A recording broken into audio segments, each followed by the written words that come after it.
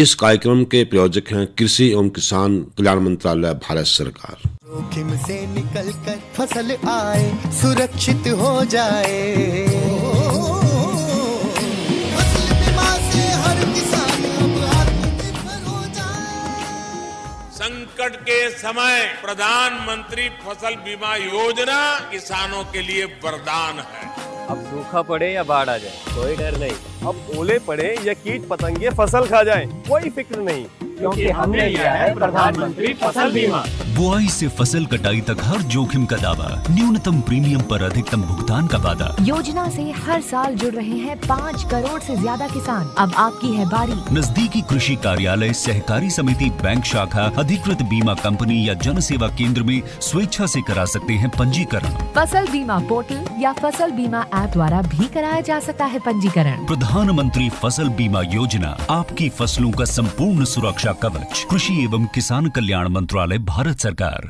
किसान वाणी कार्यक्रम के सभी सुनवाने गिरदारी की राम राम। साथियों, कार्यक्रम किसान वाणी और आज दिन मंगलवार और इस दिन हम लाए फोन इन, और फोन इन में एक ऐसा विषय जो जरूरी है मौसम, समय, परिस्थिति के हिसाब से, ताकि उससे संबंधित कोई भी आपकी समस्या हो तो उसका समाधान आप सीधे ही हमारे स्टूडियो में हमारे विशेषज्ञ से कर सके।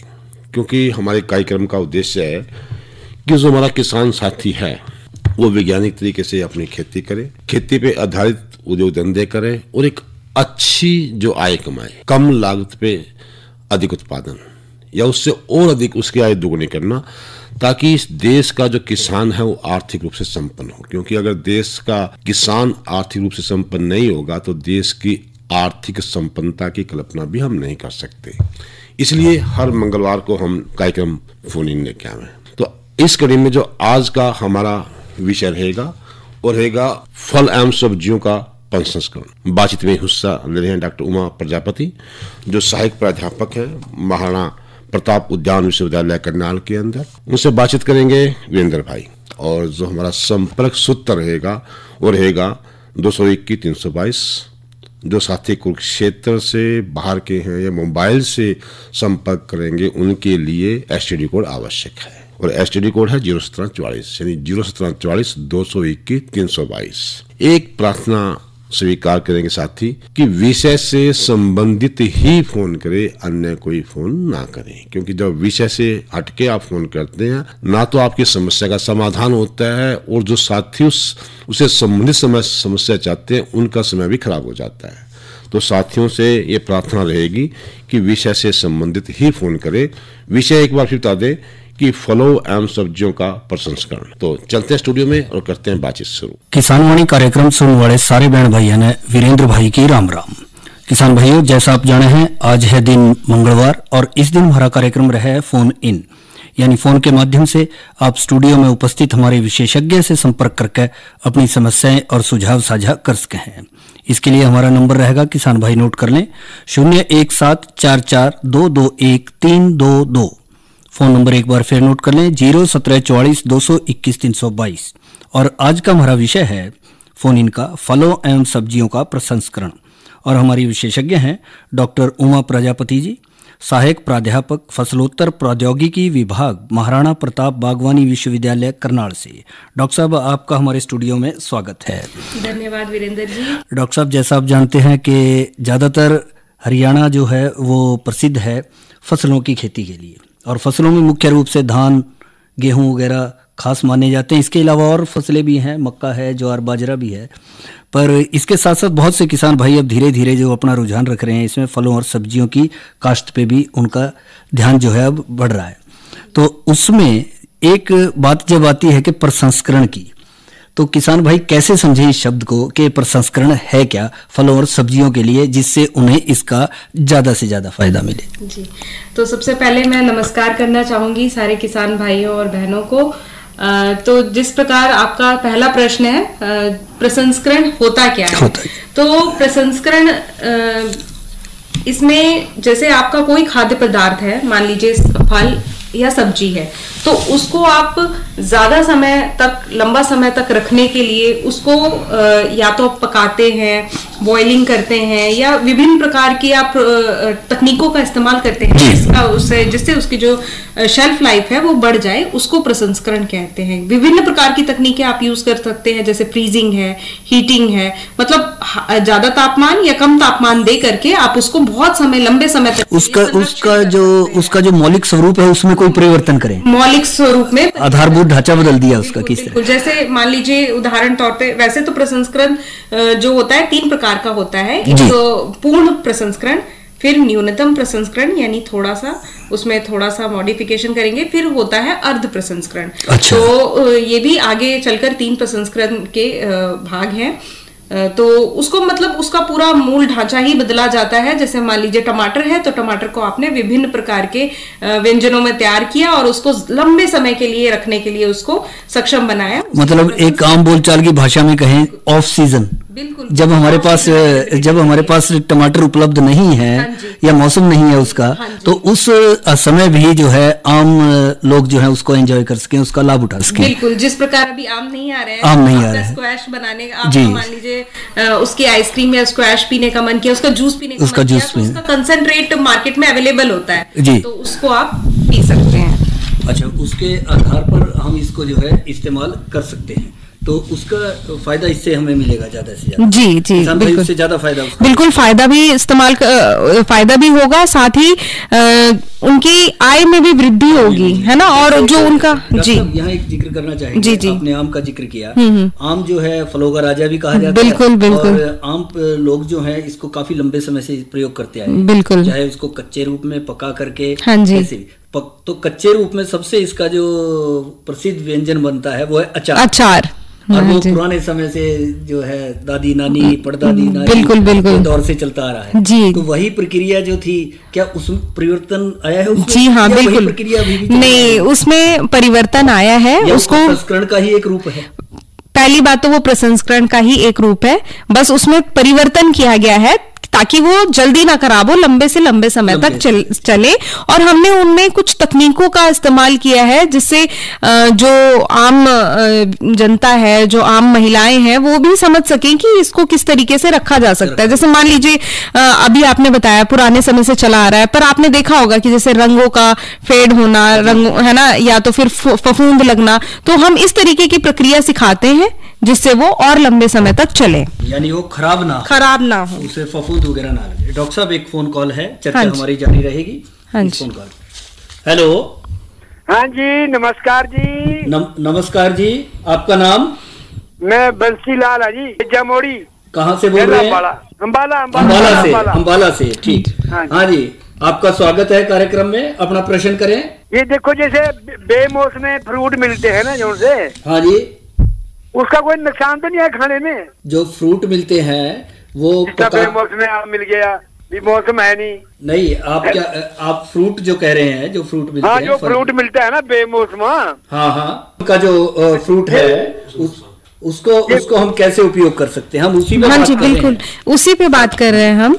तो जो बेमौसम का फल है, जैसे मान लीजिए अभी बेर बहुत मिल रहा है ना, पर कुछ टाइम बाद बेर चला जाएगा, बंद हो जाएगा। अब आपको ठंडियों के समय में लगेगा कि बेर का कुछ खा लेते, तो बेर का मुरब्बा है, अचार है, चटनी है। इस प्रकार से आप बेमौसमी फसलों का भी दूसरे मौसम में आप आनंद ले सकते हैं। किसी भी फसल को आप प्रसंस्कृत कर सकते हैं, कुछ भी उसका बना सकते हैं, बशर्ते आपको पता होना चाहिए कि किस चीज की मतलब किस चीज का क्या बनाया जा सकता है ना, किसमें उसकी सही विधि क्या है, तकनीक के रूप में, और कैसे उसका प्रसंस्करण लंबे समय के लिए किया जाए, क्या प्रिजर्वेटिव डलेंगे, नहीं डलेंगे, क्या डलेंगे। इसमें डॉक्टर साहब ये देखा जाता है, एक जन सामान्य का एक ये विचार रहता है कि क्या इसमें कुछ रसायनों का ज्यादा इस्तेमाल किया जाता है? एक झिझक सी रहती है मन में। जी, आपका बिल्कुल स्वाभाविक सवाल है। रसायन तो यूज किया जाता है, इस्तेमाल करते हैं रसायन का, पर उतनी मात्रा में नहीं करते। मान लीजिए मैं आपको 2-4 रसायनों को के एग्जांपल बताती हूँ, उदाहरण देती हूँ। जैसे सोडियम बेंजोएट है, तो आप मान लीजिए कि 1 लीटर स्क्वैश बनाना है आपने। स्क्वैश एक प्रसंस्कृत उत्पाद है जिसको आप डाइल्यूट करके फिर उसमें जूस बनाते। इतना वो बिल्कुल टेस्टेड है, ट्राइड है, और वो उसका हमारे हेल्थ पे कोई भी नेगेटिव इफेक्ट नहीं पड़ता। में एक निश्चित मात्रा बिल्कुल प्रयोग करें तो वो हानिकारक नहीं होता, और यदि हम उसको ज्यादा करेंगे तो वो नुकसान। जी हाँ, तब तो एलर्जी और विभिन्न प्रकार के जो स्वास्थ्य में दिक्कतें हैं वो सब देखी जा सकती हैं। हाँ जी, पर वही है कि जो भी रजिस्टर्ड प्रिजर्वेटिव्स हैं, रजिस्टर्ड जो आपके उत्पाद पदार्थ हैं, उन्हीं का ही, रसायनों का ही इस्तेमाल करना चाहिए। स्वास्थ्य विभाग जी हाँ मंजूरी देता है, अनुमति देता है, बिल्कुल उसको प्रयोग में कर सकते हैं। हाँ जी डॉक्टर साहब, इस सब के साथ यदि देखें हाँ तो जी, प्रसंस्करण का एक आम व्यक्ति या किसान के लिए फलों और सब्जियों, हाँ जी, उसको क्या महत्व रहे?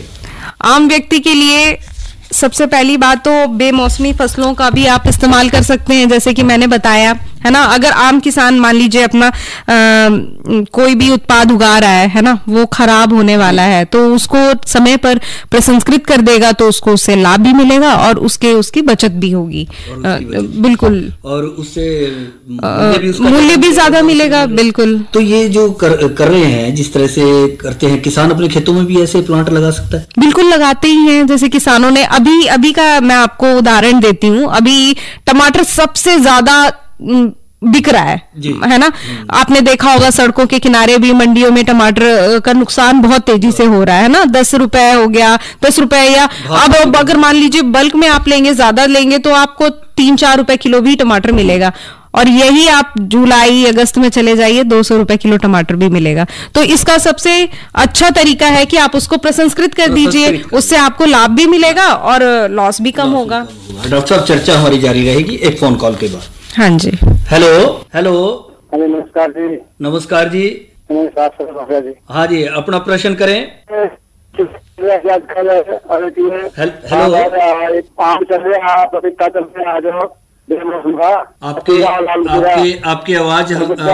आपकी आवाज हमें स्पष्ट नहीं आ रही है, शायद हम तक नहीं पहुंच पा रही है। तो हम बात कर रहे थे ऋण के ऊपर। हाँ जी, आ रही है तो किसान भाइयों को इसका फायदा रहेगा। जी हाँ, जी हाँ, जितना हम उसका फायदा ले, किसान भाई उसको, टमाटर का आपने उदाहरण दिया, बिल्कुल अत्यधिक हो जाते हैं तो उसको किस रूप में हम प्रसंस्कृत करके जो है ज्यादा से ज्यादा किसान भाई फायदा ले सकते हैं। मुझे ऐसा लग रहा है शायद इनका नाजुक सा फल कहें या सब्जी कहें, इसको ये ज्यादा लंबे समय तक घरों में किसान भाई रख भी नहीं सकते, बिल्कुल। और किसान भाई के व्यापारी भी नहीं रख सकते मेरे ख्याल से, बिल्कुल नहीं रख सकते। आजकल तापमान इतना ज्यादा हो रहा है, स्टोरेज की प्रॉब्लम है। मेरे ख्याल में इनका प्रश्न शायद पपीते से संबंधित था, तो पपीते का भी मैं कुछ, हाँ जी, पपीते का भी, हाँ जी, पपीता का भी बता ही देती हूँ मैं। जैसे पपीते का जैम बनाया जा सकता है। जैसे किसानों को बहुत दुविधा रहती है कि कौन से फसल का क्या बनाया जा सकता है ना।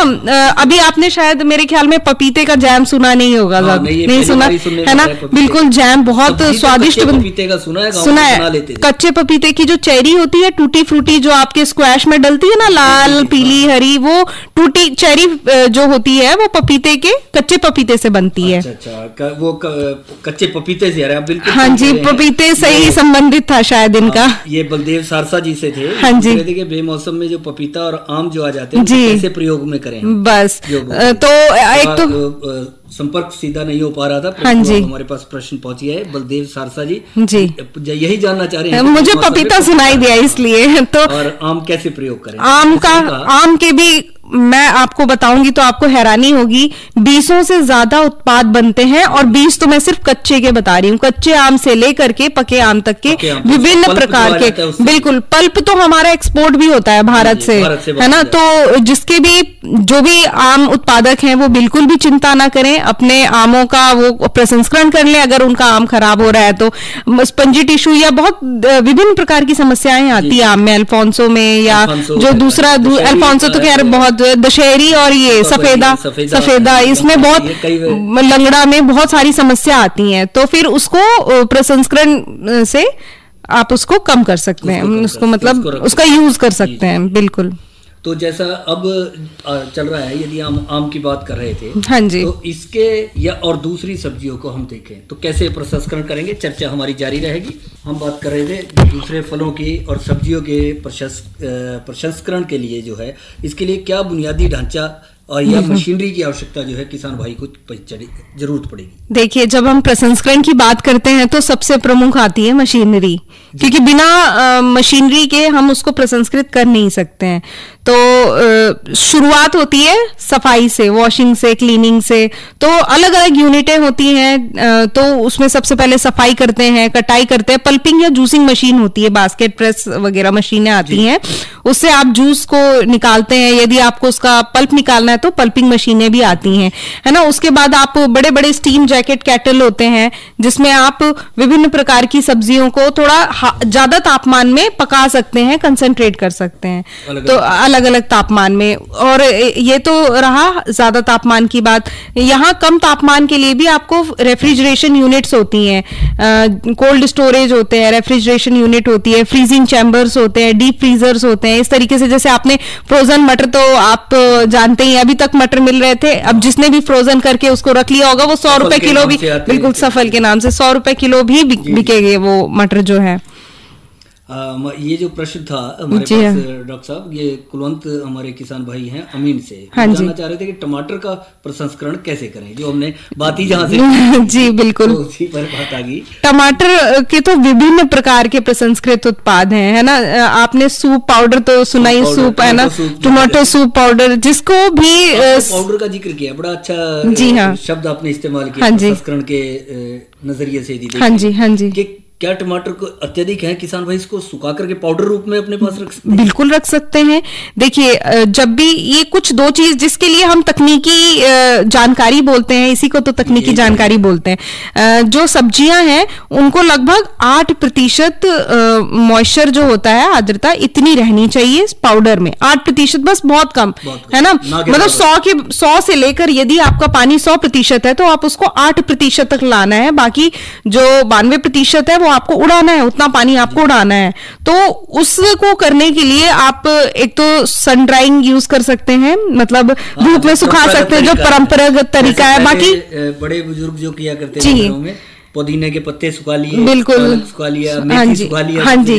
पर उससे दिक्कत क्या होती है, जब आप बाहर सुखाते हैं तो धूल मिट्टी लगती है, डिस्कलरेशन होता है, रंगत उसकी उड़ जाती है, जो भी आपकी फल या सब्जी है। तो उसके लिए आजकल नई जो मशीनों के बारे में हम बात कर रहे थे, ट्रे ड्रायर्स आ रहे हैं ना, और ड्रायर्स में कुछ तापमान फिक्स करके आप उसको अपना जो उत्पाद है वो रख सकते हैं, और बहुत ही कम समय में, लगभग 8 घंटे में आप जो काम आपका 4 दिनों में होना था वो आप 8 घंटे में वो सुखा करके आप पाउडर तैयार करके रख सकते हैं। और उसमें ये भी, और उसकी गुणवत्ता भी ज्यादा अच्छी रहेगी, बिल्कुल उसकी खुशबू या उसका प्राकृतिक फ्लेवर बना रहेगा, वो भी बना रहेगा, क्योंकि उसमें आप तापमान सेट कर सकते हैं। कोई भी तापमान लगभग 60 डिग्री से 70 डिग्री में प्रिजर्व रहता है, उसमें कोई फ्लेवर का नहीं है, निकली या नहीं निकली। हाँ, वो खराब मौसम में भी आप उसका इस्तेमाल कर सकते हैं। इसको डॉक्टर साहब क्या पैकिंग करने की भी कोई वो उनको विधि? जी हाँ, पैकेजिंग की भी विधियां अपनानी होती है, जैसे एयर टाइट कंटेनर का यूज करना होता है, क्योंकि कुछ पाउडर, जैसे पाउडर की हम बात कर रहे थे, तो पाउडर नमी को सोखते हैं, है ना। आपने देखा होगा रसना, अगर आपने थोड़ा सा खोल के रख लिया तो उसने पानी सोख लिया, है ना। तो उस तरीके से टमाटर का पाउडर, ये विभिन्न प्रकार के जो भी उत्पाद हैं उनका पाउडर पानी सोखता है, तो उसको एयर टाइट पन्नी में या पॉलीथीन में उसको प्रॉपरली पैक करना होता है। क्या सभी प्रकार के फल और सब्जियों को पाउडर में बदला जा सकता है या कुछ विशेष है? लगभग सभी प्रकार की सब्जियों को, बल्कि ये निर्भर करता है कि मान लीजिए अगर आप खीरे का पाउडर बना रहे हैं तो आपको पाउडर बहुत कम मिलेगा, क्योंकि उसमें नमी ज्यादा है। हाँ, उसमें क्या है, तरबूज का पाउडर बनाए तो उसमें तो ना के बराबर वो ज्यादा फायदेमंद नहीं होगा। बिल्कुल बिल्कुल। तो यही मैंने बताया कि जैसे प्रसंस्करण करते हैं तो हमें ये जानना जरूरी है कि हम किससे क्या उत्पाद बनाया जा सकता है। जैसे कि आलू की बात करें तो आलू में ड्राई मैटर बहुत होता है ना, पानी उतना नहीं होता है। आलू का उत्पादन काफी हो रहा है। हाँ जी, बिल्कुल। तो उसका चिप्स में, फ्राइज में, आजकल तो बहुत सारी कंपनियां इसमें बहुत नए नए उत्पाद बना रही हैं। जी बिल्कुल, तरफ ज्यादा बढ़ रही है। बिल्कुल। तो इसमें डॉक्टर साहब छोटे किसान या फिर ग्रामीण उद्यमी जो है जी, इसका प्रक्रिया से किस प्रकार ज्यादा से ज्यादा लाभ ले सके? उन्हें कहाँ संपर्क करना पड़े, कहाँ प्रशिक्षण लेना उनको? उनके आगे तो कई चुनौतियां आएंगी। बिल्कुल चुनौतियां आएंगी, और इसके लिए विभिन्न प्रकार की जो असिस्टेंस है वो कृषि विज्ञान केंद्र है ना, और बिल्कुल नजदीकी कृषि विज्ञान केंद्र है, जो विभिन्न यूनिवर्सिटीज हैं, वो प्रशिक्षण भी देती हैं और आपको साथ ही बताएंगी कि आप किस तरीके से इसमें आगे बढ़ सकते हैं। बिल्कुल, और इसकी पूरी जानकारी लेकर ही बिल्कुल, इसके लिए प्लानिंग बहुत जरूरी है कि आप किस चीज का प्रसंस्करण करना चाहते हैं। सबसे पहले तो वो प्रचुर मात्रा में होनी चाहिए, उसके बाद आपकी मार्केटिंग कहाँ होगी, मार्केटिंग सबसे पहले ध्यान रखनी है आपने। बिल्कुल, बाजार जरूरी है। जैसे आपको मैं उदाहरण तौर पे बताती हूँ, यदि आप अचार यहाँ बेचेंगे तो शायद अचार उतना ना बिके, क्योंकि यहाँ पे माताएं बहनें घरों में बना लेती हैं। पर किंतु अगर आप दिल्ली जैसे या बड़े बड़े शहरों में अपना अचार बेचेंगे तो वो शुद्ध रूप समझ करके उसको जल्दी ले लेंगे। मार्केटिंग बहुत जरूरी है। जहां पे जो चीज पर्याप्त मात्रा पे उपलब्ध है वहां बेचने की जगह जहां पे वो कम है वहां बेचे तो बिल्कुल।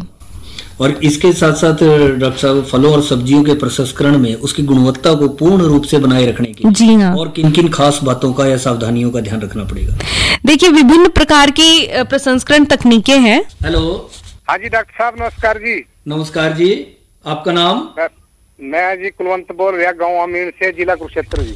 हाँ जी, अपना प्रश्न करें। सर जी, जो डॉक्टर साहब बता रहे हैं भी ऐसे टमाटर का जैसे पाउडर बनाना या संस्कर करना बता रहे हैं, हाँ, तो सर इसके बारे में जो इतने बड़ी बड़ी ये मशीनें हैं, ड्रायर, इसे कहाँ ये संभव हो पाएंगे किसान से जी? हेलो, हाँ, टमाटर के बारे में जो हम जिक्र कर रहे हैं कि भी वो हाँ जी आप उसके लिए उसका पाउडर बना सकते हैं। अलग अलग स्कीमें हैं उसके लिए।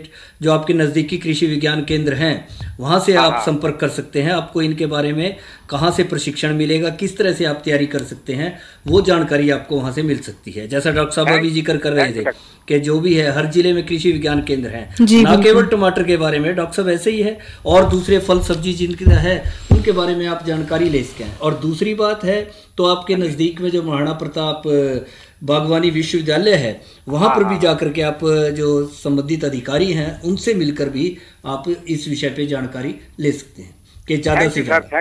तो डॉक्टर साहब, जिज्ञासा है किसान भाइयों के मन में कि कहाँ से प्रशिक्षण मिलेगा, किस तरह से तैयारी करेंगे, तो और किस तरह से उसके बारे में, खास करके क्योंकि इस क्षेत्र में टमाटर की काश्तकार काफी हो बहुत, तो अब जितने कार्यक्रम के दौरान प्रश्न आए वो टमाटर से संबंधित, तो मैंने बोला ना अभी टमाटर ज्यादा हो रहा है इसलिए तो स्वाभाविक है कि भी उनके मन में है कि भी इस ज्यादा फसल को किस तरह से अपने कंट्रोल में रखे और उससे लाभ ले, जो उन्होंने मेहनत करी इतने दिन और उससे ले रहे हैं, तो स्वाभाविक है उस विषय में। तो मेरे ख्याल में आपके यहाँ भी प्रशिक्षण केंद्र होंगे आपके विश्वविद्यालय में, जहाँ पर किसान भाई उससे संपर्क करके फायदा ले सकते। बिल्कुल। तो इसी कड़ी में हम आगे बढ़ते हैं डॉक्टर साहब, जो हम बात कर रहे थे कि हरियाणा में भी सफल प्रसंस्करण उद्योग स्टार्टअप हैं या शुरू होने हैं अभी? विभिन्न स्टार्टअप हो चुके हैं। कोई अचार में अपना, मैं अभी उदाहरण के तौर पे बताती हूँ, घरौंडा में मेगा वेजिटेबल एक्सपो था, वहां पे विभिन्न प्रकार के जो किसान थे, महिलाएं थी, उन्होंने प्रशिक्षण लिया, विश्वविद्यालय से प्रशिक्षण लिया या किसी कृषि विज्ञान केंद्र से प्रशिक्षण लिया और उन्होंने अपना उद्यम शुरू किया। कोई बेकरी से अपना उत्पाद तैयार कर रही हैं और इस तरीके से उन्होंने छोटे लेवल पे अपनी ब्रांडिंग शुरू की, बढ़िया से पैकेजिंग की, लेबलिंग की, और वो अपना उत्पाद जो है बेच रही हैं। तो सीख के ही इंसान, विभिन्न प्रकार के स्टार्टअप हैं यहाँ पे। प्रसंस्करण जो है एक घर से ही शुरू होता है, बिल्कुल, महिलाएं इसमें बढ़ चढ़ करके और छोटे उद्यमों के लिए तो बहुत ज्यादा मशीनरी की भी इतनी जरूरत नहीं है, वो थोड़े से ही स्टार्ट कर सकते हैं। जब उनको लगे कि हाँ भाई मार्केट में हम होल्ड अच्छा रख पाएंगे तो वो अपनी उसके लिए स्कीमें भी बहुत हैं, उसमें उनको सब्सिडी वगैरह मिलता है जिससे वो अपना प्रसंस्करण उद्योग शुरू कर सकते हैं। हम ये कह सकते हैं डॉक्टर साहब कि क्या छोटे या मध्य स्तर के किसान इसमें ज्यादा रुचि दिखाएं? बिल्कुल नहीं है कि बड़े स्तर के किसानों के लिए ही ये प्रसंस्करण, बिल्कुल छोटे शब्द बड़ा भारी भरकम सा लगता है। जी हाँ, प्रसंस्करण जी हाँ, लगाया जाए, बिल्कुल नहीं है ये तो नहीं छोटे, बिल्कुल।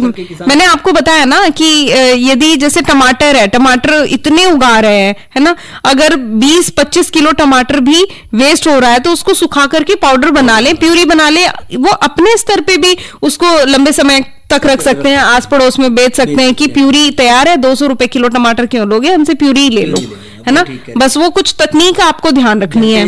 पहले एक देखा जाता था कि एलोवेरा जूस वगैरह बिल्कुल मशीनें हैं छोटी, हाँ जी, वो कई किसानों ने लगाई हुई हैं, बिल्कुल उसको जूस को निकाल रहे हैं और वो मार्केट बेच रहे हैं, बिल्कुल लोग थोड़ा स्वास्थ्य के प्रति जागरूक हैं बहुत, तो उसकी तरफ जा रहे हैं। हाँ जी, तो इसी प्रकार से आगे आगे आपने आम का जिक्र किया या अमरूद आ जाता है, तो इस तरह के इन जो फलों को अलग अलग रूप में जो है किसान भाई बना करके इस्तेमाल कर सकते हैं। बिल्कुल। और इसके अलावा क्या पत्तेदार सब्जियों को प्रसंस्कृत किया जा सकता है?